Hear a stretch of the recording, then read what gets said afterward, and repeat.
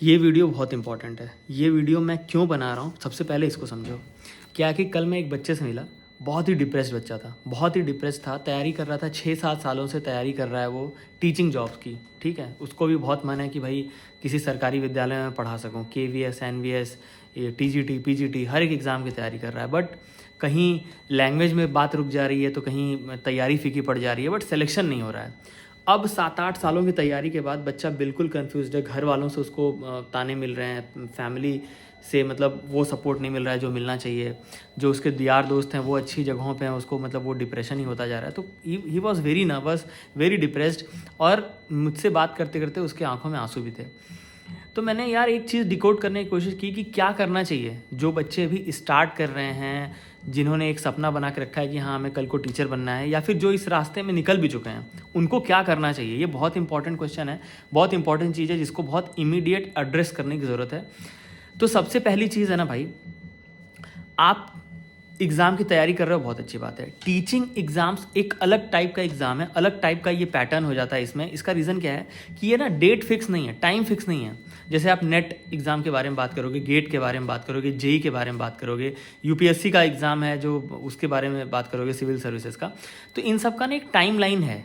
ठीक है, हमारे पास एक टाइम लाइन है कि अभी एग्ज़ाम हर साल दिसंबर में होना है, हर साल जून में होना है, फेब मार्च में, तो एक टाइम है, हर साल उस वक्त वो एग्ज़ाम होना है। तो उसके लिए आप आसानी से एक साल दे के अपनी तैयारी करके वो एग्ज़ाम निकाल के आगे बढ़ सकते हो। बट टीचिंग एग्ज़ाम की जब हम स्पेशली तैयारी करते हैं तो हमारे पास कोई फिक्स टाइम नहीं है कि हाँ इस महीने में तो एग्ज़ाम होना ही होना है। अब UP TGT PGT की वैकेंसी 2022 में फॉर्म भरा गया था, 2024 बीतने को है, दिसंबर बीत जाएगा, बट अभी तक अब जाके पता चला कि भाई चलो अप्रैल मई में एग्ज़ाम होना है।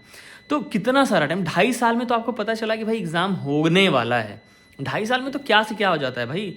तो हमें बहुत इंपॉर्टेंट है कि प्लान करना, समझदारी से मतलब अपने करियर को आगे बढ़ाना, अदरवाइज हम फंस जाएंगे। तो मैंने क्या सोचा है, मुझे क्या लगा है, सबसे बेस्ट चीज़ क्या समझ में आई है कि सबसे पहले तो ना, जब आप टीचर बनने का सपना देख रहे हैं तो ग्रेजुएशन पूरा करने के बाद, अपने BEd या फिर BTC, ये जो भी डिग्री है, इसको पूरा करने के बाद सबसे पहला काम है तुरंत पढ़ाना शुरू करिए।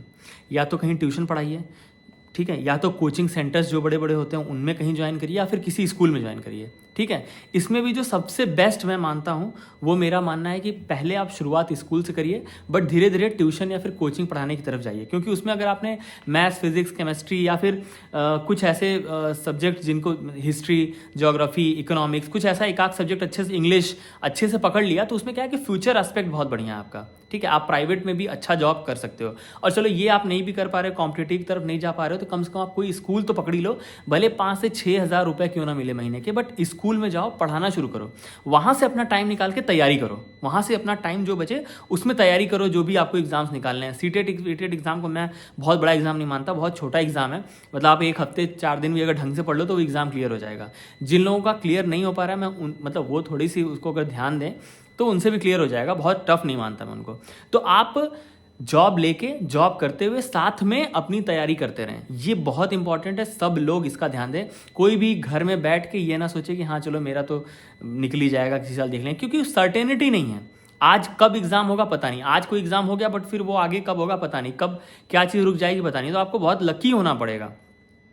ठीक है, किस्मत का बहुत साथ होना चाहिए आपके पास, तभी आपका वो एग्ज़ाम ऑन टाइम खत्म होगा, क्लियर होगा, आप सब कुछ कर पाएंगे। और चलो एग्ज़ाम हो भी जाता है, सब हो जाता है, तो सीटें इतनी कम है, कंपटीशन इतना हाई है कि आपकी प्रोबेबिलिटी बहुत कम हो जाती है। ठीक है, बहुत कम। सीट आ रही है 100, बच्चे भर रहे हैं 2 लाख बच्चे फॉर्म भर दे रहे हैं, तो आप प्रोबेबिलिटी निकालिए ना, 100/1 लाख, 0.0001% की प्रोबेबिलिटी आपके सेलेक्ट होने की। ठीक है, तो इसमें क्या है कि आपको अपना फ्यूचर सिक्योर करना है। फ्यूचर को ध्यान में रखते हुए आपको तैयारी करनी है। तैयारी करिए, एकदम बहुत तैयारी करिए, दिन में 10-10, 12-12 घंटे पढ़िए, लेकिन जॉब के साथ टाइम निकालिए जितना मैक्सिमम निकल सके। कोई ना कोई, कहीं ना कहीं जॉब पकड़ लीजिए, 5,000, 4,000, 6,000, 8,000, what ever the salary is, वहाँ से आप शुरुआत करिए। अगर वहाँ आपने अच्छा किया तो जब तक 4 साल, 5 साल, 2 साल ये सारा टाइम निकलेगा, तब तक आप वहाँ भी आपकी सैलरी अच्छी हो जाएगी। ठीक है, तो ये चीज़ आप लोग करिए। मैंने वो कल बच्चे से जब ये सारी बातें करी तो मैंने उसको बताया कि नहीं, आप तुरंत जॉब करना शुरू करो। ठीक है, तो ये इंपॉर्टेंट मैसेज है, आप सब लोग इसको ध्यान रखिए और आगे बढ़िए, खूब तरक्की करिए। All the very best.